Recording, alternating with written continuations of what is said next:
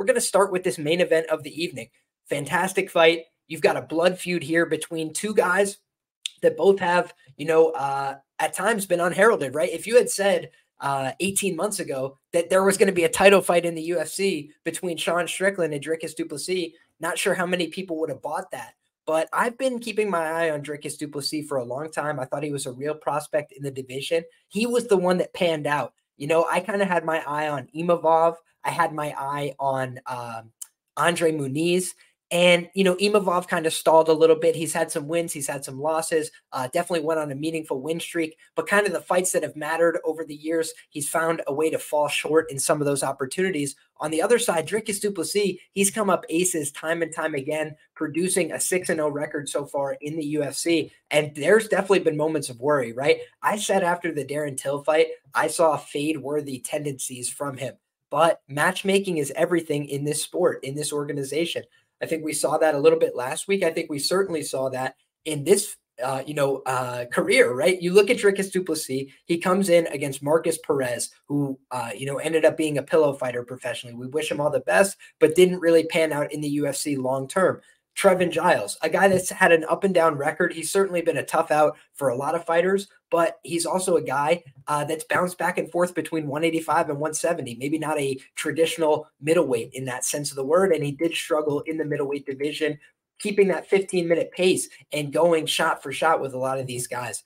So when I'm looking at that, I look at the fact that then Dricus goes against Brad Tavares. That fight told me a lot because I had Dricus Du Plessis on the money line, and then I had the fight to not go the distance. And I ended up losing money on the fight because I was bigger on the fight not to go the distance than I was on Dricus Du Plessis. The narrative was the cardio. Is this guy really going to be able to push hard for 15 minutes? And we've seen him gas out in the past. But what I also think is that we've noticed Dricus Du Plessis finds a way to push through that cardio barrier. Yes, he does appear to be tired in a lot of his fights, but he just finds a way to keep pushing as his opponents find ways to break under pressure. Now, Sean Strickland, difficult guy to break, right? But we'll continue talking about Dricus Du Plessis first, and then we'll get to the next part of the conversation, which is Sean Strickland, the champion. But first, we're discussing the challenger here. And that Darren Till fight is the last time that I had the balls to fade Dricus Du Plessis. I faded him there, and I felt really foolish, right? I said after the fact, Darren Till had high school level takedown defense. But when you look at how Darren Till performed there, he wasn't able to stop the takedowns, but he also was dealt a lot of huge damaging shots in the early going. He tried to no-sell him, but he had been dealt a lot of damage, and I think it was difficult for him to recover from that over the course of that fight. So when I look at that, I say, man, Dricus Du Plessis could be the real deal. The Derek Brunson fight, I hated that spot for my guy, Derek Brunson. We had the same college wrestling coach. I always loved to root for Derek Brunson, except with his parlay, betting online. But when you talk about Derek Brunson at the time, he was a little bit past prime. He was a guy that was maybe not putting in the work by his own admission at that point in terms of the road work and some of the things he would have needed to do in that fight. So yeah, just a tough spot there against Dricus, who's a dangerous guy, who's dangerous in all positions. And then when you look at that Robert Whittaker fight, that was one of my favorite bets of the year last year, plus 300, Dricus Du Plessis. I just think that plus 300 in the middleweight division with a guy like this, who's got those kind of finishing instincts, who's this dangerous, I thought that was completely unreasonable. However, we're not dealing with a plus 300 in this spot, right? Let's pull up the odds board here and see what the best available price is. But I would assume it's about plus 115. Yeah, plus 114 on DraftKings right now appears to be the best market price. Let's pull up another source and see if it's similar odds on multiple books. But I would assume it's probably around that everywhere. Yeah, I'm seeing plus 114 best available anywhere in the great state of New York, where I'm reporting to you live. Plus 120 on Tipico in New Jersey. So yeah, there is a couple stale 120s out there, 125s maybe, but you're really not seeing much better than that. And on the Sean Strickland side, he's been quite a productive favorite in the UFC. Both of these guys have been profitable in their odds range. I can tell you guys that off the rip. Obviously, Dricus Du Plessis, he has not lost in the UFC yet, but he has lost in the past as an underdog. He's 1-1 against Roberto Soldic outside the UFC. and he was an underdog in both of those fights. So I thought that was an interesting note coming into this. He's been an underdog and won in title fights before. He's been an underdog and lost in title fights before, granted outside of the organization. When you look at Dricus Du Plessis, he's mostly closed a favorite inside of the UFC. However, there has been an instance or two where he opened a plus 115 underdog. The line flipped. That happened against Brad Tavares. That happened as well against Trevin Giles, I believe. So early on in his UFC career, odds makers maybe didn't know how to price him. The public, the sharp betting community was coming in on the DDP side early in those markets, and that's what we saw. So when we look at this fight, let's pull up what the opening odds were on this fight. Dricus Du Plessis opens plus 130 according to best fight odds, and now he's down to, plus 105, plus 110, plus 115 market average. So I think that this is a spot where some early money, some sharp money in all likelihood did come in on the challenger here, Dricus Du Plessis. However, you got Sean Strickland, who's got way more UFC experience at this point, right? 6-0 for Dricus Du Plessis, 15-5 for Sean Strickland. Very admirable record in his own right. And he's on a 3-fight win streak, wins over Israel Adesanya, Abus Magomedov, and the aforementioned Nasruddin Imavov. So when you look at Sean Strickland, put together a pretty decent run, and you could argue that he's on a 4-fight win streak. That Jared Cannonier fight I thought was very close. Thought it could have went either way. I had no problem with the Jared Cannonier decision on the night as a Sean Strickland bettor, but I also felt like I could have gotten that one as well. It was one of those fights that you kind of chalk up to being 50-50. And I think Sean was slight chalk that night, so it was probably the wrong side to be on, in fairness. But when you look at Sean Strickland, he does a lot of things that are difficult to deal with, right? He stays in people's faces. He throws a lot of volume. He pressures hard the whole fight. But we've also seen Sean as a human being, right? He could be chin checked. It's happened to him multiple times. Elizeu Zaleski dos Santos, spinning head kick. Alex Pereira put him down with that left hook very early in the fight. So I think that this is a spot where, Sean Strickland is, in danger of fighting very emotionally, right? He's talked about the fact that he kind of had an emotional blow up when this fight was announced. He kind of had that emotional blow up when they had the face off, when they did this, that, and the other, sending him death threats. If you talk about my family or my childhood again, like, I'm going to stab you with a knife. Like, those don't sound like things that are particularly, well thought out, cogent plans, right? It's more like he's losing control. And we always talk about an emotional fighter is not necessarily well equipped to deal with the rigors of 5 rounds, the dangerous, awkward positions they could be put in, and they could take on risks that they don't need to take. They could be a little bit more violent and aggressive and put themselves on the line in ways that could put them, in a position of vulnerability. And I do think that's something we have to be wary of here. Sean Strickland is not above having close fights, right? We look at the Jack Hermanson fight. I thought it was an insane split decision. I thought it was a clear Sean Strickland fight. However, he fights a little close. He leaves fights up in the air. And I think the biggest difference in that Jared Cannonier fight is Jared Cannonier was landing with more impactful shots. So I did think that that's how he was able to steal that. I thought Sean outlanded him, kept it very close on the volume, maybe even did the better work. But judges remember big, impactful shots. And I do think Dricus Du Plessis, very capable of landing big, impactful shots. We've also seen he's capable of getting takedowns, sometimes non-conventional takedowns, like that head and arm choke, throwdown, basically, that he hit on Robert Whittaker.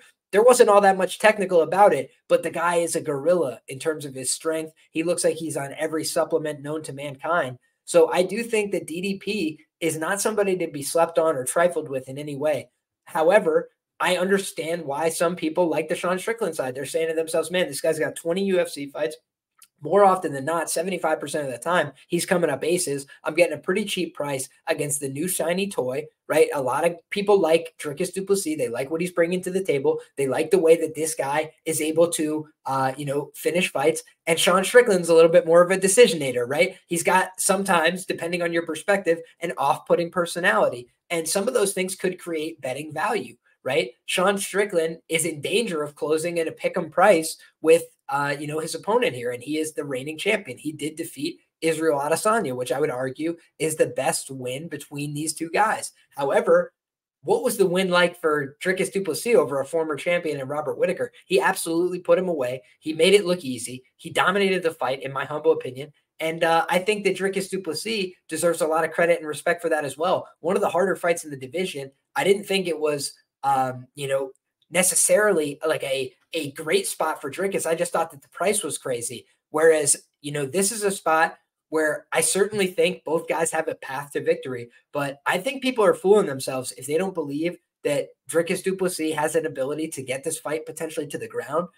I'm not sure who's testing Sean Strickland in the wrestling and the grappling. I think that when you look at the historical record, there hasn't been that many guys, and guys like Kamaru Usman that have tried to do that have had some success. However, when you're looking at, the overall record, a lot of the guys he's fought are strikers. Uriah Hall, Krzysztof Jotko, Brendan Allen. That was a really impressive one. But if you guys remember that fight, Brendan Allen didn't try to grapple almost at all. He basically was content to go out there and strike, and it was a catchweight fight. Sean Strickland, above 185 pounds, is money for whatever reason. I don't know if the cut is serious for him, but when you look at who he's training with, I do think Sean Strickland is taking this challenge seriously. I think he's trying to put himself in the right space here, training with Johnny Eblen in the corner, at Extreme Couture, and working with Eric Nixick and the guys. Like, these are a very well-oiled machine. Eric Nixick is not to be trifled with as a coach, as a game planner, but he also has said in the past, Sean doesn't always stick to the game plan. He doesn't always listen to what I'm saying, and I have to try and always rein him in. And I'm sure he's going to have to try and do that in this spot as well. Against Israel Adesanya, there were some barbs, there were some jabs, but I'm not sure it reached the same level of personal animosity that we're seeing in this feud between Dricus and Sean Strickland. So for me, there's a lot of intrigue on this matchup. I think that this is a fight that's poised to end potentially inside the distance. Sean Strickland tends to be a decisionator, but when you look at the last fight against Izzy, Izzy really fought on autopilot and kind of gave away the fight, in my humble opinion, to just survive the fight, live to see another day, and come back and get it another time. And I think that when you look at Sean Strickland, he's kind of content to go out there sometimes and just keep fighting for 5 rounds. But I feel like if he has an opportunity to put away somebody like Dricus, I think he will try to take it. I think he'll try to unload on him with ground and pound shots, or put him in a choke of his own, or do something to get this guy to quit, break him, find a way to embarrass him. Whereas on the Dricus Du Plessis side, I don't know that he's as emotional about this fight as Sean. I think he's trying to be a lot more tactical. I do think that he's trying to get in Sean's head a little bit, make him more emotional. And I think that Dricus is going to come out here and try and kill him like he tries to kill everybody. When you look at Dricus's strengths as an athlete, he's extremely strong, he's fast and dynamic, and he can mix it up in different phases of the fight. And those are things that can trouble Sean at times. When he went against Alex Pereira, he got beat, with a clean left hook. If we saw that fight play out for longer, hey, maybe it's a different story, but we didn't get to see that fight play out for longer. He had the split decision with Jared Cannonier. He had the split decision with, Jack Hermanson. And prior to that, he lost a dominant decision to Kamaru Usman way earlier in his career, lost Santiago Ponzinibbio pretty dang clearly on the scorecards as well. And like I mentioned, Easy Dos Santos hit him with the spinning head kick. So Sean Strickland has just been human throughout his career. He's had injuries. He's had a bunch of other things to deal with. But I think coming into the fight, Sean Strickland has some things going for him, which is that he's a star. He's kind of developed this persona, this personality that gets him play, that gets him on podcasts, that gets him, more exposure. He's got millions of followers, all this, that, and the third. But I also think Dricus Du Plessis, younger guy, a little bit more marketable potentially. So it's a fascinating fight. Let's pull up the intangibles here via Tapology. Dricus is going to be 30 years of age here, 32 and a hook here for Sean Strickland, approaching 33 years of age. They are going to have the same height and reach according to Tapology. Fascinating stuff where you have basically, identical anthropomorphic factors here. So I think that all trends towards a little bit of a closer betting line. The ABCs, as John Anik would say always bet on cardio, right? And I do think that based on what we know, Sean Strickland has some of the best cardio in the middleweight division. But I also wonder, what does that cardio look like if he's forced to grapple hard, for a long time? Because if I'm not mistaken, Abus Magomedov took him down in the early going, and then he kind of just ran out of gas, right? I wonder what would happen if Sean Strickland was routinely taken down in the early going. He always says jiu-jitsu is not something worth doing, and this, that, and the third. But when you look at Sean Strickland's career, he did start out as a jiu-jitsu guy. So he definitely knows what he's doing on the ground. He's not a bum on the mat, but I don't know that he takes it as seriously as he should. And maybe he's done it this camp, but I think Dricus Du Plessis probably been a little bit more consistent with his training on the mats and his competitions on the mats as well. So I think that there's a couple different paths to victory here for both guys. I think when you're looking at Sean Strickland, more often than not, he's going to win this fight by knockout or decision. And I think that when you look at Dricus Du Plessis, more often than not, he's going to have to finish this guy. But I don't think he's drawing dead to a decision. I think that fights are weird. I have never seen Dricus go the full 25 minutes, but I'll look through the tape, see if there's an example of that. But I know that Dricus Du Plessis could potentially get some top time here, could stall out the fight. And we've seen him push through to a different, level in some of these fights when he's challenged. And I just wonder if this guy can really push himself to another level in a title fight. So far he hasn't given us a ton of reasons to doubt him. And when he's faced adversity in the octagon, even serious adversity, when he looked like he was completely death gassed, he was able to find a way back into the fight. So this isn't an easy fight to call for me by any means, but at least at my early first look, I would think that it would probably be a dog or pass situation for me. I'd need plus money to get involved with a fight like this. Because I don't think that Sean Strickland is always going to go out there and fight the optimal game plan. I faded Sean Strickland with Alex Pereira at plus money, right? And everybody said, hey, he's going to go take him down. He's going to do, all these things to outwork this kickboxer who doesn't have as much experience. And what happened? He ended up getting knocked out brutally there because sometimes the hands down and the baiting people in doesn't work. And Izzy didn't look like himself that night.